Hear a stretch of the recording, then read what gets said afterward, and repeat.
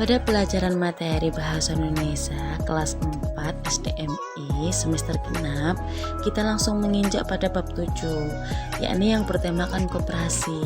Tujuan pembelajaran pada bab 7 ini yakni diharapkan siswa mampu menjelaskan apa itu lambang koperasi berdasarkan keterangan dari guru, lalu menjelaskan cara menggunakan kalkulator, melakukan pendaftaran menjadi anggota koperasi berdasarkan petunjuk, dan yang terakhir bagaimana cara membuat tempat surat dari batang es krim. Langsung saja kita menginjak pada penjelasan bab 7. Yang pertama tentang tema mendengarkan. Di sini siswa diajak untuk menjelaskan kembali secara lisan atau tulis penjelasan tentang simbol lambang koperasi dengan cara mereka mendengarkan baik-baik penjelasan yang diberikan atau dibacakan oleh guru. Tema yang kedua yakni tentang berbicara ya. Dalam tema berbicara ini siswa diajak untuk menjelaskan bagaimana petunjuk cara penggunaan suatu alat dengan bahasa yang baik dan benar. Yang pertama mereka bisa membaca pengertian alat, lalu menjelaskan bagaimana petunjuk menggunakan suatu alat. Nah, seperti yang ada di buku ini adalah contohnya kalkulator. Di sini siswa bisa membaca percakapan dengan teman sebangkunya. Selanjutnya yakni tentang tema membaca. Di sini siswa akan melakukan sesuatu berdasarkan petunjuk yang mereka baca. Nah, di sini sudah jelas ya, ada contohnya juga. Jadi nanti siswa akan membacakan dengan keras tentang contoh yang ada di buku tersebut. Nanti akan dinilai atau dikoreksi sama gurunya. Nah, yang terakhir pada bab 7 ini adalah tentang tema menulis. Di sini siswa diajak untuk menulis petunjuk tentang melakukan sesuatu atau penjelasan cara membuat sesuatu. Jadi nanti siswa akan menulis pada bukunya masing-masing tentang petunjuk apapun itu. Nah, kita menginjak pada bab 8 yakni tentang tema budi pekerti. Dalam pembelajaran bab ini, siswa diharapkan dapat menirukan pantun yang dibacakan oleh guru, lalu bisa berbalas pantun, membaca pengumuman dengan suara nyaring, dan menyusun sebuah karangan. Yang pertama yakni mendengarkan. Di sini siswa diajak untuk menirukan pembacaan pantun anak dengan lafal dan intonasi yang tepat.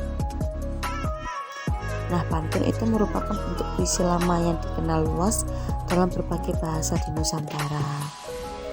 Di tema pertama ini kan yang mendengarkan itu nanti siswa menirukan pantun yang dibacakan oleh gurunya. Jadi mereka bisa tahu bagaimana sih intonasi yang tepat dalam pembacaan pantun yang baik dan benar. Nah, untuk selanjutnya yakni berbicara. Dari siswa diajak untuk berbalas pantun dengan lafal dan intonasi yang tepat. Dari ini nanti bisa jadi antar teman sebangku membaca sesuai dengan contoh yang ada di buku tersebut. Tapi sebelumnya siswa harus mengenal apa itu lafal dan intonasi. Lafal adalah cara seseorang atau sekelompok orang dalam mengucapkan bunyi bahasa. Lalu intonasi adalah lagu kalimat atau pola perubahan nada yang dihasilkan pembicara pada waktu mengucapkan ujaran dan bagian-bagiannya. Nah, langsung ya selanjutnya yakni membaca. Siswa diajak untuk membaca nyaring suatu pengumuman dengan lafal dan intonasi yang tepat. Membaca nyaring adalah membaca dengan keras. Siswa dapat membaca pengumuman dengan nyaring. Tujuannya untuk memperjelas isi pengumuman yang mereka baca. Pengumuman berarti memberitakan. Pengumuman dibuat dengan bahasa yang singkat, padat, dan dapat dipahami. Nah, di sini siswa dapat membacakan isi pengumuman dengan membacanya nyaring, serta intonasi dan lafal yang tepat dengan contoh yang ada di buku tersebut. Lalu mereka juga bisa belajar menggunakan preposisi ruang seperti di, ke, dan dari pada suatu kata. Selanjutnya tentang menulis, siswa diajak untuk menyusun karangan tentang berbagai topik sederhana dengan memperhatikan penggunaan ejaan huruf besar, tanda titik, dan tanda koma. Karangan adalah sebuah cerita, hasil ciptaan atau hasil rangkaian susunan. Karangan sendiri terdiri atas beberapa paragraf yang berkaitan. Bentuk karangan itu bebas, dapat berupa pengalaman. Menulis karangan terdiri atas paragraf-paragraf. Jadi nanti siswa akan disuruh untuk menulis karangan sesuai dengan peristiwa yang mereka alami, sesuai dengan contoh yang ada di buku. Yang ketiga, menggunakan huruf kapital, tanda titik, dan tanda koma. Huruf kapital dibagi sebagai huruf pertama. Yang pertama, kata pada awal kalimat, bisa juga unsur-unsur pada nama orang. Lalu yang kedua, tanda titik. Tanda titik itu dipakai untuk akhir kalimat yang bukan pertanyaan atau seruan. Lalu untuk memisahkan angka, jam, dan menit. Yang ketiga, tanda koma. Tanda koma ini dipakai untuk memisahkan anak kalimat yang mendahului induk kalimatnya, dan penulisan rupiah dinyatakan dengan angka. Selanjutnya bab 9, mempertembakkan informasi. Di dalam bab 9 ini tujuan pembelajarannya adalah bisa menyampaikan isi pengumuman yang dibacakan oleh guru. Lalu bisa berbalas pantun, menemukan kalimat utama yang pada bacaan, lalu bisa menulis sebuah pengumuman sendiri. Nah, kita menginjak pada materi yang pertama ya. Ini mendengarkan. Di sini siswa dapat menyampaikan kembali apa sih isi pengumuman yang disampaikan. Nah, materinya itu tentang pengumuman. Pengumuman adalah proses atau cara perbuatan mengumumkan, dan pengumuman itu bersifat umum. Artinya isi pengumuman untuk diketahui oleh banyak orang. Lalu yang kedua yaitu menyampaikan kembali isi pengumuman. Nah, penyampaian kembali dapat berupa berita atau pengumuman. Karena isi sebuah pengumuman itu untuk diketahui banyak orang, maka perlu memperhatikan hal-hal sebagai berikut. Yang pertama, kepada siapa sih pengumuman itu ditujukan. Yang kedua, berita apa yang akan disampaikan. Lalu yang ketiga, keterangan waktu pembuatan pengumuman. Yang keempat, pembuat pengumuman, lembaga, dan nama terang. Harus jelas.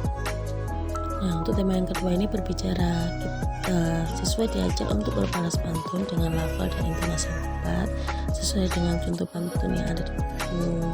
Nah, pantun sendiri adalah bentuk puisi Indonesia. Yang terakhir kita menginjak pada menulis. Di sini siswa diajak untuk menulis pengumuman dengan bahasa yang baik dan benar serta memperhatikan penggunaan ejaan. Isi pengumuman, kita harus tahu ya tentang isi pengumuman, yakni pengumuman adalah sesuatu yang bersifat umum berupa berita atau informasi yang ditujukan kepada khalayak umum. Oleh karena itu isi pengumuman harus jelas dan mudah dipahami sehingga orang yang membacanya dapat langsung mengetahui maksud dari pengumuman tersebut. Bab 10 yakni tema lingkungan. Di dalam bab 10 ini tujuan pembelajarannya adalah siswa dapat menyampaikan isi pengumuman yang dibacakan oleh guru, lalu membalas pantun, menemukan kalimat utama pada pembacaan, lalu menulis sebuah pengumuman. Pada berbicara ini siswa diajak untuk berbalas pantun dengan lafal dan intonasi yang tepat seperti bab sebelumnya ya. Yakni berbalas pantun bisa membuat kelompok bersama teman-teman kemudian saling berbalas pantun seperti itu. mendengarkan. Di sini siswa diajak untuk menyampaikan kembali isi pengumuman yang telah disampaikan oleh guru. Isi pengumuman. Nah, pengumuman adalah proses cara pembuatan mengumumkan atau biasa disebut dengan pemberitahuan. Jenis-jenis pengumuman berdasarkan isinya: laporan kegiatan atau acara, berita pernikahan, ulang tahun, kelahiran dan peresmian, berita duka, pengumuman menang, lowongan pekerjaan atau penerimaan siswa baru, pemberitahuan dari instansi pemerintah, lalu iklan, bisa juga pengumuman orang hilang. Memahami pengumuman. Mendengarkan pengumuman dengan baik, yaitu untuk memahami informasi yang telah disampaikan dan mengolahnya menjadi berita yang penting bagi orang yang berkepentingan. Membaca. Siswa diajak untuk menemukan kalimat utama pada tiap paragraf melalui membaca intensif. Membaca intensif yaitu membaca dengan sungguh-sungguh dan terus-menerus sehingga betul-betul memahami bacaan tersebut. Nanti siswa bisa membaca sesuai contoh bacaan yang ada di buku. Dan tujuannya adalah nanti siswa akan mencari di mana letak kalimat utama di dalam cerita tersebut atau merupakan inti dari sebuah paragraf. Menulis. Kita diajak untuk menulis pengumuman dengan bahasa yang baik dan benar serta memperhatikan penggunaan ejaan. Menulis merupakan kegiatan yang menyenangkan. Nah, menulis pengumuman di sini disuruh untuk menulis sebuah pengumuman ya. Tujuan membuat pengumuman adalah untuk diberitahu kepada orang lain. Topik atau hal-hal yang ingin diumumkan sebaiknya ditentukan terlebih dahulu. Maka dari itu, agar membuat sebuah pengumuman lebih jelas dan mudah dipahami, maka bahasa yang digunakan harus singkat dan padat. Kita telah menginjak pada bab terakhir pada semester genap kelas 4 ini, yakni tema komunikasi. Dalam bab ini tujuan pembelajarannya adalah mendengarkan pembacaan pantun dan menirukannya. Siswa menyampaikan pesan yang diterima melalui telepon, lalu membaca pengumuman dengan suara yang nyaring, serta siswa mampu menyusun sebuah karangan. Mendengarkan, nanti siswa diharapkan untuk menirukan pembacaan pantun yang didengarkan oleh gurunya. Lalu jenis pantun menurut jumlah barisnya. Pantun itu ada 3 ya. Pantun kilat atau termina yang tiap baris terdiri atas 2 baris. Yang kedua pantun 4 seuntai atau pantun yang berisi dari 4 baris. Pantun yang ketiga yakni telibun, pantun yang terdiri atas 6, 8, 10, 12 baris dan umumnya bersajak silang ABC, ABC, ABCD, ABCD atau seterusnya. Berbicara, di sini siswa diajarkan untuk menyampaikan pesan yang diterima melalui telepon sesuai dengan isi pesan. Nah, menerima pesan dari telepon dalam menyampaikan informasi atau pesan, kata yang digunakan harus mudah dimengerti sehingga tidak terjadi salah paham.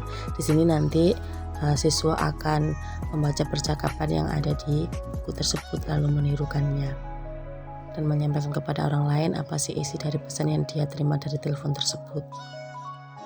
Nah, yang selanjutnya ini tentang pokok-pokok dalam pengumuman. Pokok-pokoknya adalah kepada siapa pengumuman itu ditujukan, informasi yang disampaikan, waktu pengumuman dibuat, dan siapa sih pembuat pengumuman tersebut.